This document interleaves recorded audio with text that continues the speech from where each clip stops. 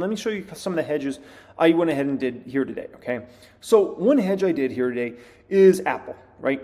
Hedged up on Apple a little bit. So I bought about $4,000 worth of puts on Apple, $180 strike price. These expire March 15th of 2024. Just in case, I think about all my hedges as insurance, just in case this market goes bad. Hey, I'm going to be able to obviously make a bunch of money on the backside if we were to have a major 10, 20, 30% type drop in the indexes. Never mind if we had something more significant than that, then I'm really going to make out on some of these insurance policies, I call them, right? I bought some SDAO here today, $23 strikes on those. These expire January of 2024, so just in case we had some crazy weakness in the back half this year, I'm covered as far as that goes. I did do a few little long calls, but it's so small money, These are pretty big hedges for me, by the way.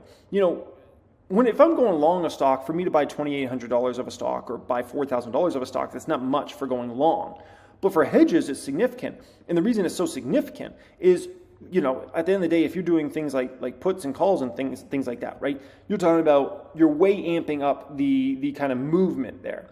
And the other significant way is whatever I have long in the market is going to be a much bigger number than what I'm hedged. So I'm going to have a certain percent hedged overall in my portfolios, but it's going to be a very small number relative. But a $4,000, and this is roughly $7,000 worth of hedges I did here today, right?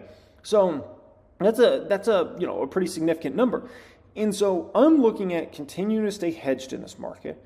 I don't want to get too bullish. Obviously, I'm mostly long, right? We know I got huge positions in a lot of very important stocks, right? And I'm going to continue to buy long positions that I see are attractive opportunities week after week after week. But I can tell you, I'm not going to stop hedging this market. I can tell you that. Knowing with the sort of risk we have out there in some of these places, I'm going to continue to hedge. And at the end of the day, like I said, this is like insurance. So I think of it as, most of the time you're not going to use your health insurance and you're just throwing money away. Most of the time you're not going to use your homeowner's insurance or renter's insurance. So you're just throwing money away, right? Most of the time you're not going to use your car insurance. So you're just throwing money away, right? But at the end of the day, when you do need it, it comes in handy in a major, major way. That's the way I think about hedging in this market, especially with some of the risk out there. The way I think about this game is I'd much rather stay a little hedged. It's going to give me a big level of comfort. It allows me to continue to add to my long positions I love for the next 3, 5, 7 years and do that game while being able to be hedged just in case this thing gets ugly. And, there I am in a pretty sweet spot in regards to, being able to capitalize on that if there was some major downside in the back half this year or into early 2024. And I'm going to put on some more hedges. You'll see me likely put on more hedges around, it depends, but probably I would say between September and November. You'll likely see me put on some more hedges, and those will really be for 2024 overall. The only way I might not is if we saw a massive downdraft in the market over the next 6 months. If we saw a massive downdraft, then I probably wouldn't hedge going into 2024 because I would probably assume that most everything's baked in at that point in time. But assuming we don't already have a massive crash in the back half this year, I'll be hedging going into 2024. It's my insurance, man. And as somebody that's got a lot of money invested long in this market, I need insurance because I can tell you if things go bad, obviously the portfolios aren't going to be looking the way they've been looking, right? And so I'd rather just have that insurance. Hopefully it all expires worthless. And because if that happens, I'm going to be looking good. We know that, right? No different than obviously what's played out so far this year, okay? So consider some hedging out there. It's worth it, guys. It's worth it. Explore it a little bit, just a few percent of the portfolio. And if the stuff hits the fan, as they say, you'll be happy. You'll be a very happy camper that you at least hedged a little bit. And if not, hey, it's like health insurance. Then you'll be happy you didn't have to use it because likely that means all your stocks are probably beasting, okay? So that's something I'm considering. As far as further hedges in that, I don't know. I might consider hedging Tesla a little bit. If the stock continues to run over the next 30 to 60 days, I might consider hedging a little bit on Tesla. The NASDAQ officially snapped its 8-week winning streak, okay? Finally getting to see some weakness coming into this market. Finally getting some pullback type stuff going on, which is what we need to see. Just to be quite frank, markets do not just go up in a straight line forever. You need to have corrections in the market. You need to have pullbacks in the market. So when I look at what happened this past week, I'm a very, very happy camper, okay? Now, let's not confuse this. It's been an amazing first half of the year for specific stocks and for specific indexes. A lot of people think everybody's making so much money in the market right now. No. Maybe some of you guys are making a lot of money out there in the market. I'm certainly making a lot of money in the market, but I could tell you a lot of people are not making money in this market.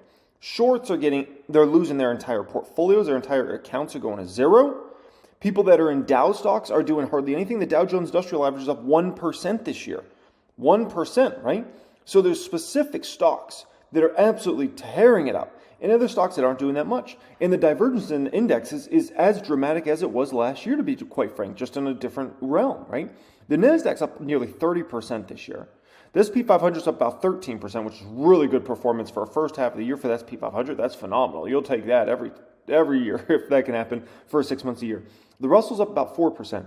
Dow Jones Industrial Average is once again up less than 2% for the year. Insane kind of divergence we have going on this year, okay?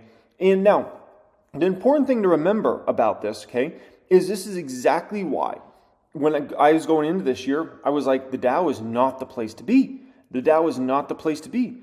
When I looked out, what did I tell you guys last year? Anybody that was watching my videos last year, especially, in the back half of the year, that massive, I told you time and time again, the divergence you're seeing between the NASDAQ and the Dow, because the NASDAQ was doing so much worse than the Dow. I said that will not continue. These always balance out over time. Always. Always. And sure enough, exactly what we've seen. The Dow heavily underperform, and the NASDAQ obviously have an extraordinary time period here, okay? That's why going into this year, the Dow was a huge risk, because I can tell you if the market continued to go down, the Dow was going to go down way more than the NASDAQ. And then if we were going to go on the upside, the NASDAQ was going to beast, and the Dow was going to not do too much, okay? It's exactly how it played out. I called that to the perfect T. That's just history 101, man. History 101. That's the way the market works. If you have a few of these that get way overextended in either direction, they will all balance out over time. Naturally, as the market goes up, the NASDAQ should a little outperform the Dow. But on the downside, the NASDAQ should do a little worse than the Dow. What happened last year, that was not normal, man. That was a freakish scenario, right? I got to say, this is probably the best 6 months period ever for the public count, right? Going into this year, the public count was at about $1 million roughly, and right now we're over $1.7 million in the public count. It's absolutely doing tremendous, and it's being carried by a few stocks. The two that come to mind are the two biggest positions are Meta and Tesla. Look at Meta's performance this year so far. Look at Tesla's performance this year so far, and you'll understand why this account is doing so tremendous. Then you look at ELF, you look at Palantir, many other various stocks, okay? And so with the public count, I'm very happy with the positioning I have in that portfolio. In terms of, am I planning on thinking of, with Meta's made its big move, with Tesla made its big move, am I thinking about selling Tesla, thinking about selling Meta, some of those stocks that have really been running, ELF on a shelf? And my thing is, absolutely not. When companies' fundamentals look like they're going to get better and better for years to go in the future, at the end of the day, I've had to learn the hard way over the past 15 years that it doesn't make sense to cut those type of stocks. ELF's fundamentals just get better year after year after year after year. Tesla's fundamentals just keep getting better year after year after year after year, right? 2022 was kind of like a dip in the business in terms of demand for many various reasons, right? But Tesla should be coming back stronger than ever. Meta's fundamentals are going to get dramatically better over this next several quarters. Wait to see their net income. So when I look at a lot of those really big dog positions, there's just absolutely no reason for me to cut those when the fundamentals are likely just going to get massively better for those companies for the next many years. At the end of the day, when you hold great stocks that are doing great things, wait on those, okay?